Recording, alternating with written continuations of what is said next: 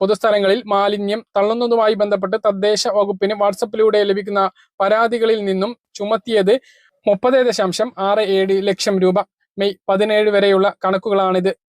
ഇതിൽ 14,50,930 രൂപ വകുപ്പ് ഇതിനോടകം ഈടാക്കിയിട്ടുണ്ട്.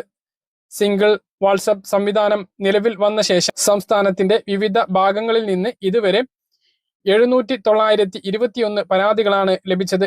ഇതിൽ കുറ്റക്കാരെ തിരിച്ചറിയാനുള്ള 4,722 പരാതികൾ തദ്ദേശ സ്വയംഭരണ സ്ഥാപനങ്ങൾ സ്വീകരിക്കുകയും 3,905 പരാതികൾ തീർപ്പാക്കുകയും ചെയ്തു. നിയമലംഘനം നടത്തിയവരിൽ നിന്നും ഈടാക്കിയ പിഴയുടെ നിശ്ചിത ശതമാനം പരാതി സമർപ്പിച്ചിട്ടുള്ളവർക്കുള്ള പാരിതോഷികമാണ്. ഇതിനകം 37 പേർക്ക് പാരിതോഷികമായി 21,750 രൂപ പ്രഖ്യാപിച്ചിട്ടുണ്ട്.